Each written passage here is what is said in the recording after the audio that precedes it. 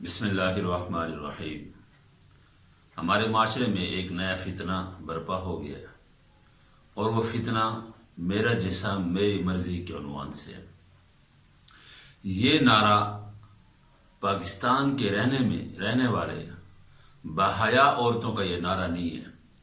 یہ باہر کے اسرائیل سے آنے والی عورتیں، انہوں نے یہ پاکستان عورتوں کے ذہن بنایا کہ اپنے حقوق کے لیے کھڑے ہو جائیں، اپنے حقوق کی آواز اٹھائیں۔ جس طرح مردوں کے حقوق ہے اس طرح عورتوں کے بھی حقوق ہونے چاہیے، مرد اور خواتین شانہ بشانہ کھڑے ہوں۔ یہ ذہن سازی پاکستان لیڈیز کی بنائی گئی ہے۔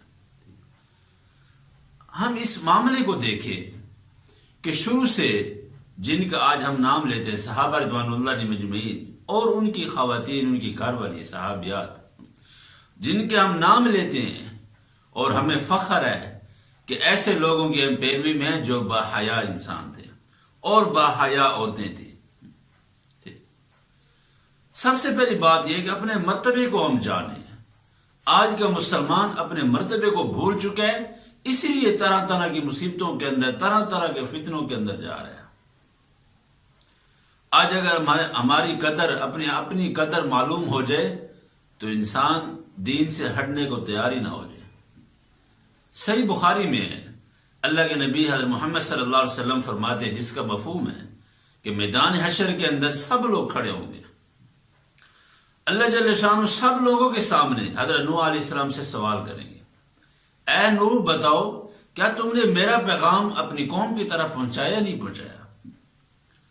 حضرت نوح علیہ السلام فرمائیں، عرض کریں گے کہ اے اللہ، انی دعوت قومی لیلا و نہارا، اے میرے رب میں نے تو دن رات محنت کی ہے، دعوت یہاں تک پہنچائی ہے۔ اور یہ دن رات 950 سال بنتے ہیں۔ 950 سال ایک شخص دین کی محنت کرے اور اس کا کیا نام ہے رزلٹ یہ ہو کہ قوم ہی انکار کر جائے خدا تعالیٰ کے سامنے، تو ہمارے پاس تو نوح آیا ہی نہیں گیا۔ اب اس جھگڑے کے درمیان ایک طرف نبی، دوسری طرف اس کی قوم ہے، ان دونوں کا جھگڑا ہو رہا ہے۔ ان کے جھگڑے کے درمیان ثالث کے طور پر اس امت محمدیہ کو پیش کیا جائے گا۔ اللہ پاک اس امت محمدیہ جو ہم لوگ ہیں، گناہ گار لوگ ہیں، ان سے پوچھا جائے گا بتاؤ اس قوم کے پاس نوح آئے تھے نہیں آئے تھے؟ تو ہم لوگ تصدیق کریں گے کہ اے اللہ، حضرت نوح علیہ السلام نے 950 سال اپنی قوم کی طرف دعوت دیتے رہے، اور ہم یہی کہیں گے کہ اے اللہ، آپ کی کتاب قرآن پاک کے اندر سورۃ نوح اس کے اندر ذکر ہے، تو ہماری گواہی سے حضرت نوح علیہ السلام کی جان چھوٹ جائے، ہماری گواہی سے حضرت نوح علیہ السلام سچے ثابت ہو جائے، ہماری گواہی سے حضرت نوح علیہ السلام کی قوم تباہ و برباد ہو جائے۔ اپنا مرتبہ تو ہم دیکھیے، ہمارا اتنا اعزاز، ہمیں اتنا اللہ پاک نے مرتبہ دی ہے۔ یاد رکھیں ہمارا مرتبہ اپنے اعمال کی وجہ سے نہیں ہے، سرکار دو عالم، امام الانبیاء، فخر الرسول، سید الکائنات حضرت محمد صلی اللہ علیہ وسلم ہی کی توفیق سے۔ حضور علیہ السلام کے زمانے کے اندر باحیا ہوتے تھے۔ جب عورت ماں کے روح میں آتی ہے، باحیا ہوتی ہے، حیادار ہوتی ہے، پاکیزہ ہوتی ہے، اس کی دنیا کے اندر دین ہی دین ہوتا ہے، اس کی زندگی کے اندر دین ہی دین ہوتا ہے۔ جب مائیں باحیا ہوں گی، عورتیں امام حسین اور امام حسن جیسے پھول پیدا ہوں گے۔ الحسن والحسین سیدہ شباب اہل الجنہ، حسن اور حسین دونوں جنت کے نوجوانوں کے سردار۔ مائیں پاکیزہ، اولاد پاکیزہ، مائیں حیادار اور اولاد باحیا۔ اگر ماں جو ہے بے حیا ہوگی، اس کے اندر حیا نہیں ہوگا، اس کے اندر دین نہیں ہوگا، تو آٹومیٹک ہی اولاد ہی ایسی پیدا ہوگی، جیسی کرنی ویسی کرنی۔ اللہ کے نبی حضرت محمد صلی اللہ علیہ وسلم نے صحابہ رضوان اللہ علیہم اجمعین سے پوچھا کہ بتاؤ عورتوں کے نزدیک سب سے محبوب چیز کیا ہے؟ حضرت مولا علی شیر خدا رضی اللہ تعالیٰ عنہ بھاگتے گئے اپنی بیوی فاطمہ زہرا رضی اللہ تعالیٰ عنہ کے پاس۔ اے فاطمہ، آپ کے والد اللہ کے حبیب حضرت محمد صلی اللہ علیہ وسلم نے سوال کیا، اس کا جواب دو۔ حضرت فاطمہ رضی اللہ تعالیٰ عنہ نے عرض کی کہ اے علی، میرے ابا جان حضرت محمد صلی اللہ علیہ وسلم کو عرض کر دینا، عورتوں کے نزدیک سب سے زیادہ محبوب چیز یہ ہے کہ نہ وہ کسی غیر محرم کو دیکھے اور نہ غیر محرم آدمی عورت کو دیکھے۔ یہ عورتوں کی نزدیک سب سے محبوب چیز. عورتیں باحیا تھیں، اس لیے ان کو مرد بھی باحیا چاہیے تھے، حیا والے چاہیے تھے. ایک عورت کا، ایک صحابی عورت کا رضی اللہ تعالیٰ عنہ کا بچہ شہید ہو گیا. اے اللہ کے رسول، میرے فلاں غزوے کے اندر میرا بچہ شہید ہو گیا. اب غم کی حالت کے اندر لوگ اپنے تقاضوں کو پورا نہیں کر سکتے. ٹھیک، پردے کے اندر خلل آ جائے گا، ٹھیک ہے، اور کیا نام ہے، دینی معاملات میں خلل آ سکتے ہیں.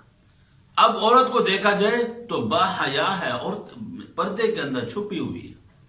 صحابہ رضوان اللہ علیہم میں آپس میں گفتگو کر رہے ہیں کہ عورت کا بچہ شہید ہو رہی ہے اور یہ اپنے آپ کو باحیا بنا کر اللہ کے رسول صلی اللہ علیہ وسلم کے سامنے کھڑی ہوئی ہے، اپنے آپ کو پردے میں چھپا کر اللہ کے حبیب حضرت محمد صلی اللہ علیہ وسلم کے سامنے کھڑی ہوئی. یہ گفتگو ہو رہی ہے، عورت نے سن لیا. عورت نے کہا میرا بچہ شہید ہوا ہے تو کیا بات ہے، میری حیا تو نہیں شہید ہوئی، میری حیا تو نہیں ختم ہو گئی، بچہ شہید ہوا.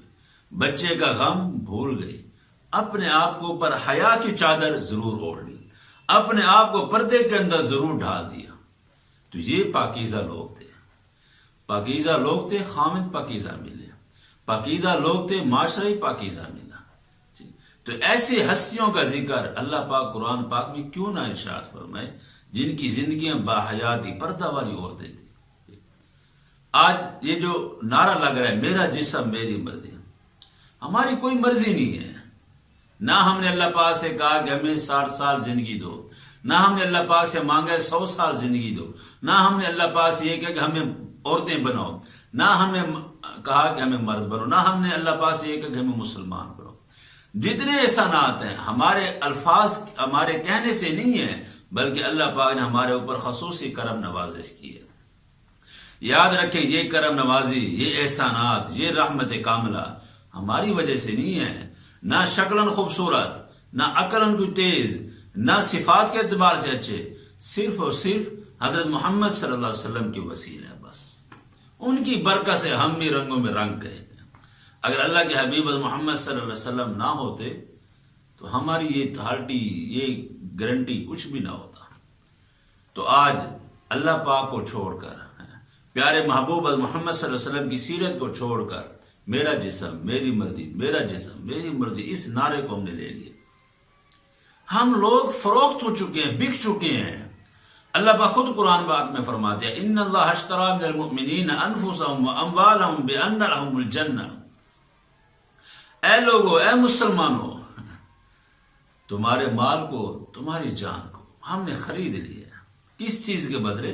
بِأَنَّ لَهُمُ الْجَنَّةِ، جنت کے بدلے تم خرید چکے ہو. اب خریدا ہوا بندہ وہ آگے بک بھی نہیں سکتا. خریدا ہوا شخص کی کوئی حیثیت ہی نہیں ہے. خریدا ہوا شخص پیچھے والے کا محتاج ہے.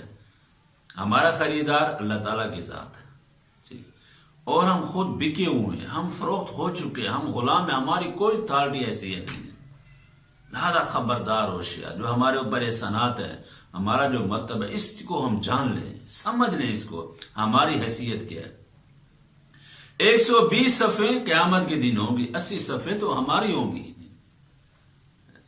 اللہ کے حبیب محمد صلی اللہ علیہ وسلم فرماتے ہیں خبردار، جنت کے اندر کوئی نہیں جائے گا، سب سے پہلے میری امت جائے گی. امت کے اندر سب سے پہلی امت محمدیہ ہوگی. اور ہماری وجہ سے، ہماری تصدیق سے انبیاء کی جان چھوٹ جائے، ہماری تصدیق سے لوگوں کے معاملات حل ہو جائے. لوگ تو جھٹلائیں گے اپنے نبیوں کے، ہمارے پاس تو کوئی نبی نہیں ہے. اللہ پاک ہمیں یہ اعزاز دیں گے، ہمیں یہ عزت دیں گے، ہم سے تصدیق کریں گے بتو حقیقت کیا ہے. تو آج ہم اپنے مرتبے کو چھوڑ دیا. ہمارے گھروں کے اندر وہ دینی فضا نہیں ہے، ہمارے گھروں کے اندر وہ قرآن پاک نہیں پڑھا جاتا جو 50-60 سال پہلے پڑھا جاتا تھا.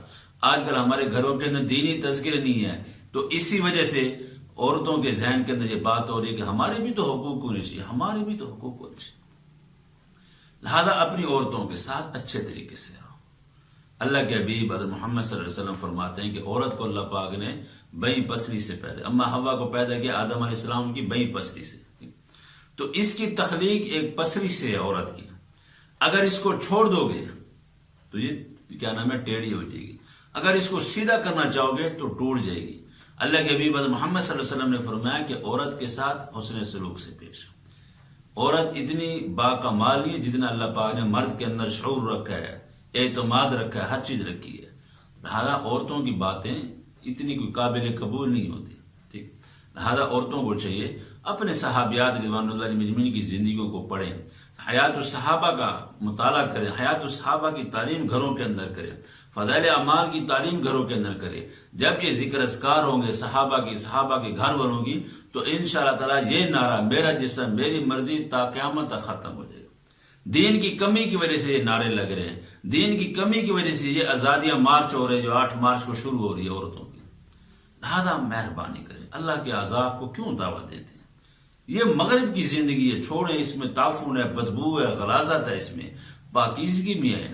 اللہ پاک خود قرآن پاک میں فرماتا ہے وَلَا تَبَرَّجْنَ تَبَرُّجَ الْجَاهِلِيَّةِ الْأُولَىٰ، اے عورتیں اپنے آپ کو گھروں میں محفوظ کرو، بناؤ سنگار نہ کرو پہلے لوگوں کی طرح جس طرح پہلے لوگ بناؤ سنگار کرتے۔ اللہ جل شانہ ہماری زندگیاں محفوظ کرے، اور اللہ جل شانہ دین کے ساتھ جڑے رہنے کی توفیق عطا فرمائے اور دین کے ساتھ محبت